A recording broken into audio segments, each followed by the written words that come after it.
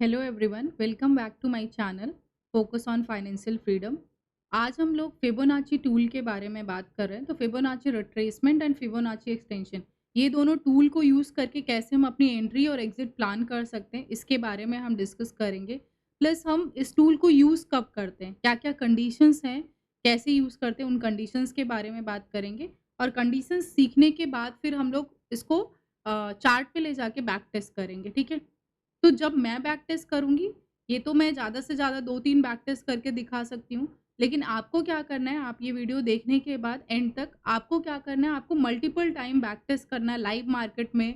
आप चार्ट पे जाके इस तरीके से बैक टेस्ट करो और देखो कि ये जो टूल है वो कितना एक्यूरेट है और किस तरीके से काम करता है और आप इसको कैसे यूज़ कर सकते हो, ठीक है?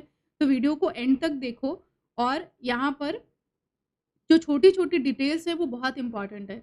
जो छोटी-छोटी डिटेल्स है उसको हम मिस करते हैं और हमें लगता है कि ये टूल जो है वो काम नहीं करता है। तो वहाँ पर बहुत फ़ोकस रखना है कि जो बहुत माइन्यूट जो स्पेक्युलेटिव यहाँ पर ये मेटिकुलसली हमें छोटी-छोटी चीज़ों को देखना है। तो वो चीज़ों को इग्नोर नहीं करेंगे, बिकॉज़ वो अगर हम इग्नोर कर देते हैं ना तो हमें मार्केट में वो छोटी-छोटी चीज़ें ही हमारी जो स्किल्स को डिसाइड करती है। बिकॉज़ वो छोटी चीज़ें अगर हमने मिस कर दी तो हमसे बड़ा-बड़ा मूव मिस हो जाता है, हमारा एसएल हिट हो जाता है, तो वो बहुत हमारा रिस्क रिवॉर्ड अच्छा नहीं होता है, तो वो चीज़ों को बहुत ध्यान से देखना है। तो यहाँ पर हम 2 टूल्स के बारे में बात कर रहे हैं, फिबोनाची रिट्रेसमेंट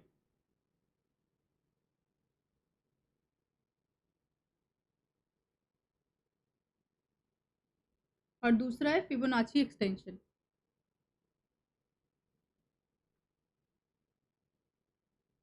फिबोनाची एक्सटेंशन। तो फिबोनाची रिट्रेसमेंट हम यूज़ करते हैं एंट्री डिसाइड करने के लिए कि आपकी एंट्री कहाँ पर होगी, और फिबोनाची ये आपका एग्ज़िट डिसाइड करने के लिए। वैसे ये आपका तभी यूज़ आएगा एक्सटेंशन, जब मार्केट आपका ओपन टेरिटरी में है या आपको रिसेंट इमीडिएट कोई आपको सपोर्ट या रेजिस्टेंस नहीं दिख रहा है, तब आप एक्सटेंशन का बिना अदरवाइज़ बिना एक्सटेंशन के भी काम हो जाता है। बट अगर आपको एक्सटेंशन से डबल कन्फर्मेशन मिल जा रहा है तो बहुत अच्छा है। तो आपका ये एग्ज़िट यानी कि आपका टारगेट डिसाइड करने में हेल्प करता है, ठीक है? Fibonacci retracement, Fibonacci extension. तो इसकी कंडीशंस क्या-क्या हैं वो हम एक बार देख लेते हैं। फिबोनाची अगर हमें टूल यूज़ करना है तो इसकी कंडीशंस क्या-क्या हैं वो हम देख लेते हैं। तो सबसे पहली कंडीशन है कि मार्केट जब ये टूल आप तभी यूज़ कर सकते हो जब मार्केट ट्रेंडिंग हो। कैसा हो? मार्केट ट्रेंडिंग हो, तो ही आप इस टूल को यूज़ कर सकते हो। तो अगर मार्केट ट्रेंडिंग है और आप इस टूल को यूज़ कर रहे हो, तो सबसे पहले आपको आइडेंटिफ़ाई करना है कि ट्रेंडिंग में मार्केट बुलिश है या बियरिश है? बुलिश है या बियरिश है, ठीक है? तो बुलिश है या बियरिश है ये आइडेंटिफाई करने के लिए मैं यहाँ पे कुछ टाइम फ्रेम बता रही हूँ, उसको आप यूज़ कर सकते हो। ये मैं आपको बैक टेस्ट करके भी दिखाऊँगी, ठीक है? तो यहाँ पर आपको टाइम फ्रेम यूज़ करना है 1 डे का, ठीक है? 4 आवर का, 4 आवर का टाइम फ्रेम यूज़ करना है एंड 1 आवर का टाइम फ्रेम यूज़ करना है। टूल को यूज़ करने के लिए हम लोग 5 मिनट टाइम फ्रेम का ही यूज़ करेंगे। 5 मिनट टाइम फ्रेम का ही यूज़ करेंगे हम, ठीक है? तो आपको समझ आ गया कि यहाँ पे हमें क्या करना है। पहली कंडीशन है मार्केट ट्रेंडिंग है, बुलिश है या बेयरिश है, वो आइडेंटिफाई करना है। वो आप कंडीशन आइडेंटिफाई कर सकते हो using 1 hour time frame, 1 day time frame and 4 hour time frame, ठीक है? बुलिश मार्केट तब है जब मार्केट में हायर हाइज बनाता जा रहा है। मार्केट में हायर हाइज बनाता जा रहा है तो हम उसको क्या बोलते हैं कि मार्केट बुलिश है। ऐसे भी देख सकते हो आप, अगर मार्केट हायर हाइज बना रहा है तो वो क्या हो जाता है, बुलिश हो जाता है। और अगर मार्केट क्या कर रहा है यहाँ पे, अगर लोअर लोज फॉर्म कर रहा है, मार्केट अगर लोअर लोज फॉर्म कर रहा है तो हम बोलते हैं कि मार्केट में एक बियरिश स्ट्रक्चर बना हुआ है, डाउन साइड में ट्रेंडिंग है, ठीक है? तो आप इस तरीके से आइडेंटिफाई कर सकते हैं। दूसरा जो यहाँ पर है, साइडवेज मार्केट में एकदम अवॉइड करना है, इस टूल को यूज करना ही नहीं है। साइडवेज मार्केट क्या होता है, जब मार्केट एक रेंज में फंसा हो, एक उसकी अपर रेंज और लोअर रेंज में इस तरीके से मूव करता हो, वहां पर अवॉइड करना है। इस टूल को हमें नहीं यूज करना है, यहाँ पे बिग नो है, ठीक है? इस टूल को हमें नहीं यूज करना है। थर्ड जो है कंडीशन यहाँ पर कि आपको dynamic support and resistance use करना है। Dynamic support and resistance use करना है।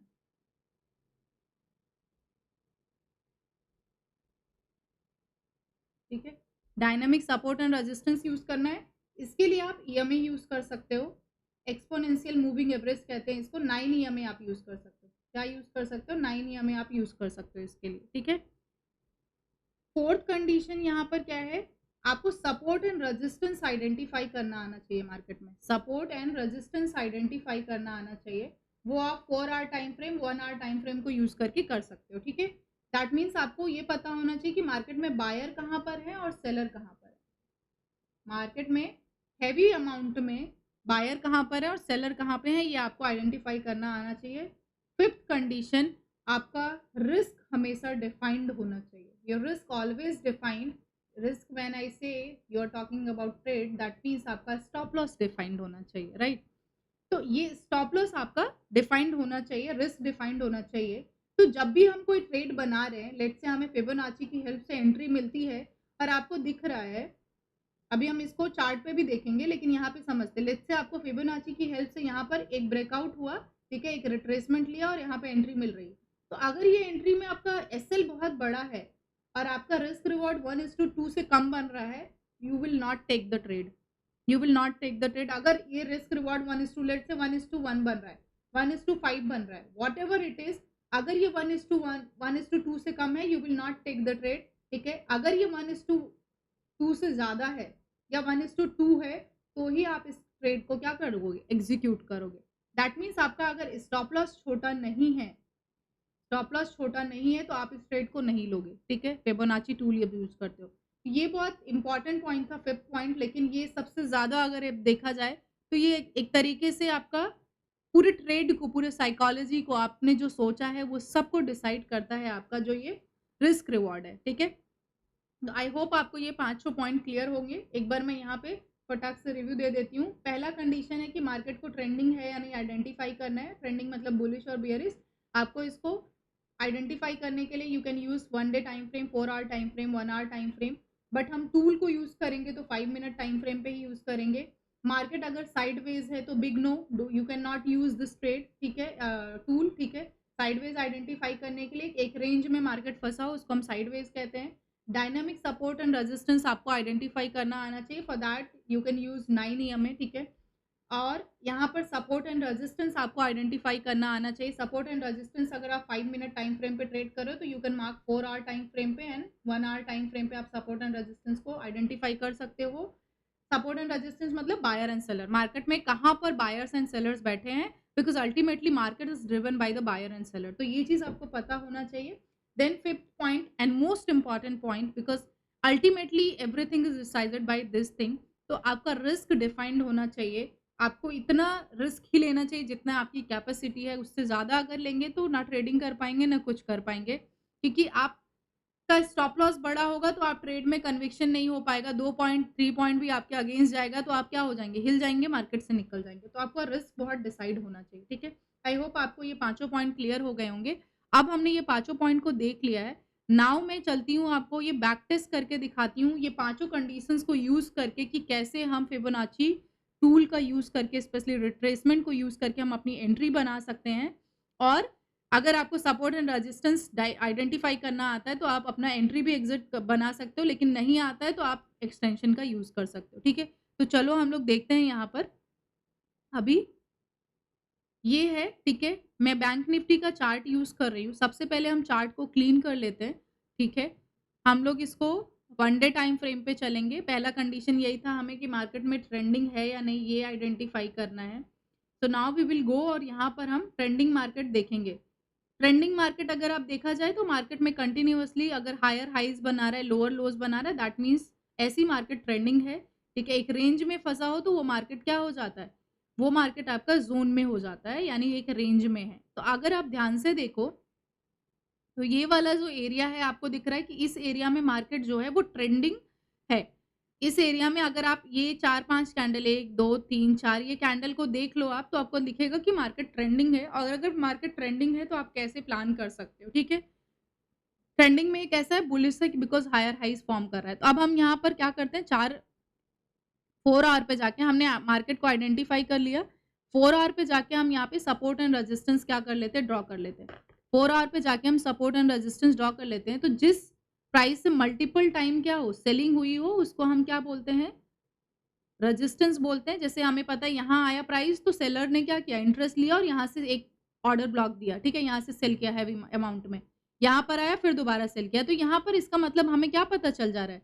यहाँ पे हमें पता चल रहा है मार्केट में, यहाँ पर क्या बैठे हैं? सेलर बैठे हैं। यहाँ पे क्या बैठे हैं? सेलर बैठे हैं। तो ये हमारा क्या हो जाएगा? रेजिस्टेंस हो जाएगा। हमने इसको मार्क कर लिया, ठीक है?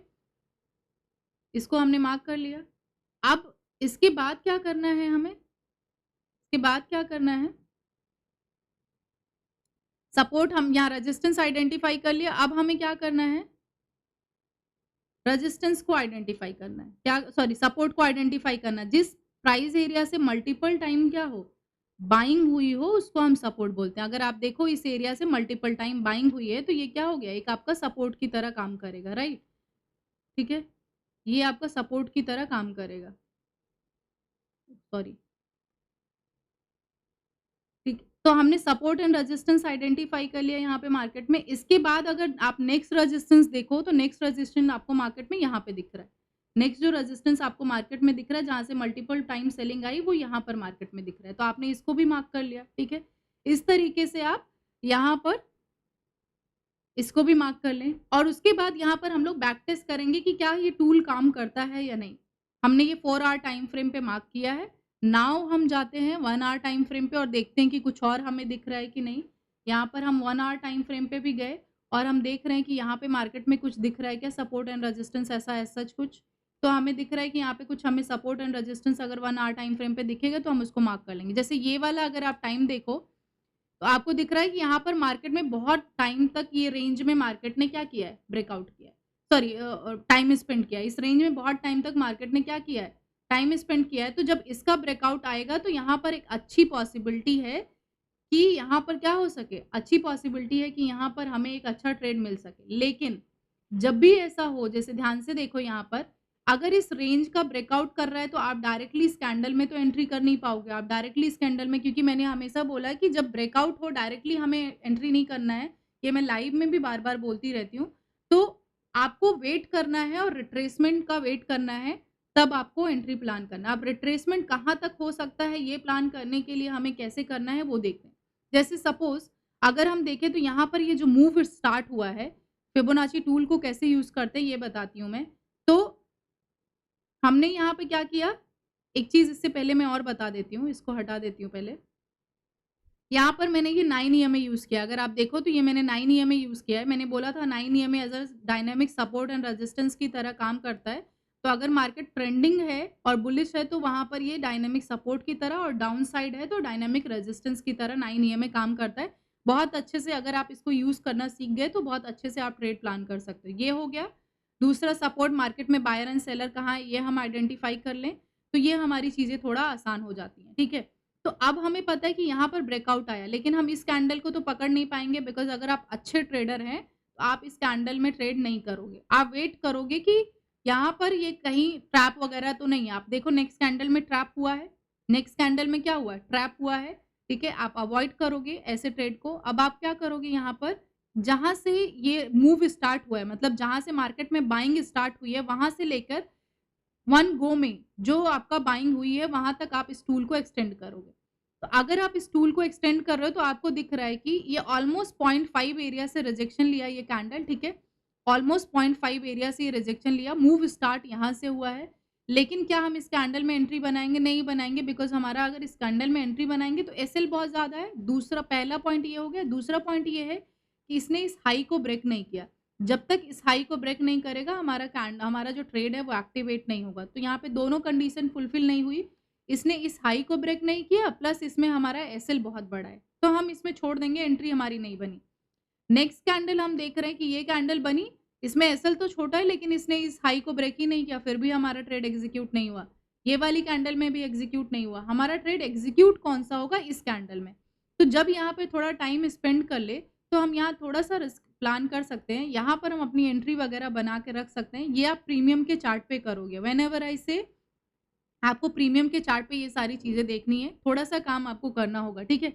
तो यहाँ पर आपको क्या करना है, अपनी एंट्री बना के रख देना है, छोड़ देना है, यहाँ पर आपको एंट्री लगा के छोड़ना है, ठीक है? जैसे ही आपकी एंट्री बने आप इसका एसएल कहाँ पर रख दोगे? यहाँ पर रख दोगे। अब आपको टारगेट कैसे डिसाइड करना है, ठीक है? टारगेट कैसे डिसाइड करना है, मैं इस फिबोनाची टूल को हटाती हूँ और हमारी एंट्री कहाँ पर हुई है, इसके हाई पर मैं लगा के दिखाती हूँ कि कैसे आप यहाँ पे प्लान कर सकते हो टारगेट। तो इस हाई पे हमारी एंट्री हुई है, ठीक है? एसएल हमारा कहाँ है, इस कैंडल के लो का। यहाँ पर हमने कैंडल के लो का और हम टारगेट कहाँ पर रख सकते हैं, प्रीवियस जो रेजिस्टेंस है वहाँ तक का टारगेट रख सकते हैं।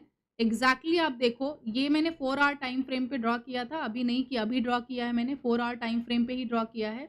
वहीं से मार्केट ने रिजेक्शन लिया है, देखो। और अगर आप इस ट्रेड को देखोगे तो ये 1:2.88 रिस्क रिवार्ड का ट्रेड है, मतलब एग्ज़ैक्टली अगर आप थोड़ा-सा देखा जाए, मोटा-मोटी तो आपको समझ में आएगा कि अगर इस ट्रेड को लेते हो तो आपको ₹1 के अगेंस्ट ₹2.5 मिलेगा या साढ़े ₹3 सॉरी ₹3.25 आपको मिलेगा। तो यहाँ से बेसिकली 1:2 जो रिस्क रिवार्ड था उससे ज़्यादा ही है, तो हम इस ट्रेड को प्लान कर सकते हैं, ठीक है? उसके बाद आप जैसे ही यहाँ पर आए आप निकल जाओ। ये आपका ट्रेड हो गया पहला, आप कैसे आइडेंटिफ़ाई करते हो। अब इसके बाद अब अगर हमें सेकंड ट्रेड प्लान करना है, ठीक है? हमें पता है कि मार्केट बुलिश स्ट्रक्चर में है और हमें बाइंग के लिए ही ट्रेड खोजना है। तो अब हमें दिख रहा है कि ये मार्केट एक रेंज में हो गया, हमें रेंज में कभी भी यूज़ नहीं करते फिबोनाची, मैंने बताया है। देखो ये रेंज है, इसी रेंज में मार्केट गया, आया इसी में। जब तक इस रेंज को ब्रेक नहीं करेगा तब तक हम ट्रेड नहीं लेंगे। इस रेंज को ब्रेक किया लेकिन फिर हम इसमें ट्रेड नहीं ले सकते। इस रेंज को ब्रेक किया लेकिन हम फिर भी इसमें ट्रेड नहीं ले सकते। ट्रेड हम तभी लेंगे जब हमारा एक पुल बैक हो जाए तब। तो पुल बैक हम कैसे पहचान सकते हैं, कहाँ तक हुआ है? इसके लिए मैं हमेशा बोलती हूँ कि हमें क्या यूज़ करना है, फिबोनाची टूल। तो जहाँ से बाइंग स्टार्ट हुई है, वहाँ से लेके आप 1 गो में जो बाइंग गई है, वहाँ तक आपको फिबोनाची को एक्सटेंड करना है। अब ध्यान से देखोगे आप कि कितनी बढ़िया कैंडल बनी है। ये कितनी बढ़िया कैंडल बनी है। अब देखो यहाँ पर, लेकिन आप इस कैंडल पे एंट्री नहीं करोगे, यही सबसे बड़ी ब्यूटी है। क्या होता है, हमें दिख रहा है कि ये 0.38 से क्या हो रहा है, रिजेक्शन ले रहा है और यहीं पर हम डायरेक्टली एंट्री कर लेते हैं और कभी-कभी क्या होता है, मार्केट यहाँ जाके, क्योंकि यहाँ ये रेजिस्टेंस ज़ोन है, यहाँ से अगर ये मार्केट यहाँ से नीचे आया दैट मीन्स यहाँ पे सेलर बैठे हैं, तो यहाँ से कभी-कभी यहाँ जाके छू के फिर मार्केट ऐसे नीचे आ जाता है। तो हमें इस कैंडल में एंट्री नहीं करनी है। 9 ईएमए का हमें दिख रहा है कि 9 ईएमए भी ट्रेंडिंग है, ठीक है? और यहाँ पर हमारा ये 0.3 एरिया से रिजेक्शन भी ले रहा है। तो ये छोटा-सा करेक्शन है, पुल बैक है। हमारी एंट्री कहाँ बनेगी? प्रीवियस कैंडल में भी मैंने बताया था, इस हाई को ब्रेक करेगा तो ही हमारी एंट्री बनेगी। इस हाई को ब्रेक करेगा तो ही हमारी एंट्री बनेगी। इसको टूल को मैं हटाती हूँ। ये चीज़ आप क्लियरली देख लो, 0.3 एरिया से यहाँ पर रिजेक्शन लिया है, ठीक है? इसको मैं हटाती हूँ और आपको दिखाती हूँ, ठीक है? कि कैसे आप ट्रेड प्लान कर सकते हो। तो आपका जो ट्रेड होगा वो इस हाई पे एंट्री होगी, आपकी ट्रेड जो होगा इस हाई पे एंट्री होगी और जिस कैंडल ने ब्रेक किया है उसी के लो का आप क्या करोगे, सॉरी, यहाँ पर होगा आपका एंट्री पॉइंट, ये आपका एंट्री पॉइंट होगा और यहाँ पर आप क्या करोगे, एसएल आपका इस कैंडल पे होगा। मैं एंट्री पॉइंट को यहाँ पे रख देती हूँ, ठीक है? एसएल इस कैंडल के लो का होगा। जब भी मैं एसएल रखती हूँ 1-2 पॉइंट थोड़ा नीचे ही रखती हूँ ताकि एसएल हिट होने का आपका 1-2 पॉइंट का बस रिस्क बढ़ जाता है, लेकिन आपके एसएल हिट होने के चांसेस बहुत कम हो जाते हैं। आप इसको यूज़ करो, ठीक है? अब आप टारगेट कहाँ तक ले सकते हो, अगर आप देखो तो बिना स्टॉप लॉस को हिट किए ये 1 गो में टारगेट गया है और ये रेजिस्टेंस भी हमने कहाँ पे ड्रॉ किया था? 4 आवर टाइम फ्रेम पे ही ड्रॉ किया था।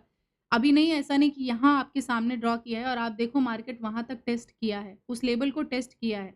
तो कितने अच्छे से परफेक्टली यहाँ पर आप अगर देखोगे सपोर्ट एंड रेजिस्टेंस को यूज़ करके, फिबोनाची टूल को यूज़ करके आप अपनी एंट्री बना सकते हो। फिबोनाची टूल को यूज़ करके आपने एंट्री बनाई कि क्योंकि फिबोनाची टूल आपको बता पाता है कि ये जो रिट्रेसमेंट है वो कहाँ तक है। जो रिट्रेसमेंट लेवल होते हैं फिबोनाची में हमें पता है 0.26 होता है, 36 होता है एंड 381 होता है एंड 0.5 होता है, 0.68 होता है एंड 0.7। मेजरली जो हम करेक्शन मानते हैं वो मानते हैं कि 0.38 and 0.5 is the major level. उसके नीचे जाता है तो हम मानते हैं कि क्या हो जा रहा है, मार्केट में एक रिवर्सल हो गया, अब ये मूव ट्रेंडिंग नहीं होगा। तो आपको दिख रहा है, अब यही अगर मान लो हमें दिख रहा है कि ये सपोर्ट बहुत दूर है और अगर आप इस ट्रेड को देखोगे ना, ये ट्रेड का आप रिस्क रिवॉर्ड देखो, ये 5:4, अगर आप देखो 1:5 का है, मतलब अगर आप ₹1 रिस्क दे रहे हो, उसके अगेंस्ट में आपको ₹5 मिलेंगे। इससे बेटर ट्रेड आपको क्या मिलेगा? मान लो अगर आप वहाँ तक नहीं भी जा रहे हो, अगर आप 1 गो में जहाँ तक ग्रीन कैंडल बनाया है, सिर्फ वहीं तक जा रहे हो, तो आपको फिर भी 1:3.4 का रिस्क रिवॉर्ड मिल रहा है। मतलब आप ₹1 के अगेंस्ट आपको ₹3.5 मिल रहे हैं। तो भी तो अच्छा ही है ना, मतलब आपको ज़रूरी नहीं कि आपको रेजिस्टेंस तक, अगर आपको रेजिस्टेंस तक नहीं होल्ड करना है तो यहाँ पर आप एक टूल है उसका यूज़ कर सकते हो, जो अभी फिबोनाची एक्सटेंशन की बात कर रही थी मैं, जैसे ये ट्रेंड बेस्ड फिबोनाची एक्सटेंशन है, इसको आप यूज़ कर सकते हो, ठीक है? सॉरी, जो फिबोनाची टूल है उसी को हम लोग यूज़ करेंगे, ये हटाती हूँ मैं। ये, तो आपको यहाँ पे क्या करना है, इसको इस तरीके से ऑपोज़िट डायरेक्शन में, जहाँ पे आपकी एंट्री बनी है उसके ऑपोज़िट डायरेक्शन में आपको एक्सटेंड करना है, ठीक है? अगर आप एक्सटेंड करोगे कहाँ तक? अगर आप इसको एक्सटेंड करोगे जहाँ से मूव स्टार्ट हुआ है, ठीक है? जहाँ से मूव स्टार्ट हुआ है तो आपको समझ में आएगा, थोड़ा-सा 1 सेकंड।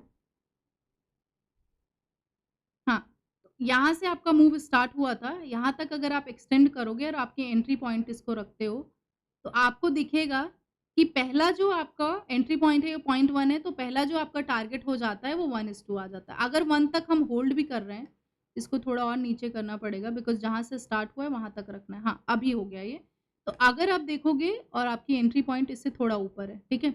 अगर आप यहाँ तक भी होल्ड कर रहे हो ना, तो मान लो इस पॉइंट को देख रहे हैं हम, इस पॉइंट को 52,480, अभी हम इसको लगा के देखते हैं कि हमारा रिस्क रिवॉर्ड कितना बना है। मैं इसको हटा देती हूँ। देखो टाइम भले लग रहा है लेकिन आपको बहुत छोटी-छोटी जो चीज़ें हैं ना वो सब सिखा रही हूँ मैं, यहाँ पे बहुत इम्पोर्टेंट है ये छोटी चीज़ें, ठीक है? अगर आप वहाँ तक नहीं भी होल्ड कर पाते हो तब भी आप इस कैंडल का रिस्क रिवॉर्ड देखो, आपको समझ आएगा कि फिबोनाची एक्सटेंशन के थ्रू भी आप अपना रिस्क रिवॉर्ड डिफाइन कर सकते हो। अगर आप देखोगे तो सिर्फ़ आपका एसएल यहाँ तक है, इस कैंडल का यहाँ तक ही हमने देखा था 483 समथिंग तक, ठीक है? तब भी आपका जो रिस्क रिवॉर्ड है आप देख सकते हो 1:2 का बन रहा है। तो ये भी आपको अच्छा एक ट्रेड माना जाएगा, 1:2 तो मैंने बोला ही अगर आपको मिल रहा है। तो फिबोनाची एक्सटेंशन को यूज़ कर सकते हो, बाकी यहाँ पे अगर आप सपोर्ट रेजिस्टेंस अच्छे से मार्केट में आइडेंटिफ़ाई कर लेते हो तब ये भी हो गया। आपने एंड तक वीडियो देखा है तो दैट मीन्स आप ट्रेडिंग सीखने में सीरियसली इंटरेस्टेड हैं, ठीक है? तो आप क्या करो, जो भी यहाँ पे मैंने जो भी टर्म्स एंड कंडीशंस बताई है कि आप फिबोनाची टूल कब यूज़ कर सकते हो, क्या-क्या कंडीशंस हैं, वो सारी चीज़ों को माइन्यूटली यूज़ करके आप जाके उसको बैक टेस्ट करो। एक बार नहीं, आप हज़ारों बार बैक टेस्ट करो और देखो, लाइव मार्केट में भी बैक टेस्ट करो, चार्ट पे भी बैक टेस्ट करो और देखो कि क्या ये जो आपको इन्फॉर्मेशन दी गई है, क्या वो काम करती है? और उसको अपने हिसाब से, क्योंकि हर इंसान का ट्रेडिंग जो स्टाइल होता है, वो अलग होता है। अपने हिसाब से आप उसको मॉडिफ़ाई करो और मुझे कमेंट में बताओ कि और क्या-क्या चीज़ें हैं, जो हम यहाँ पर ऐड कर सकते हैं या हमारे जो ट्रेडिंग करियर के लिए है, वो अच्छा हो सकता है। Thank you for watching. Like, comment, and subscribe.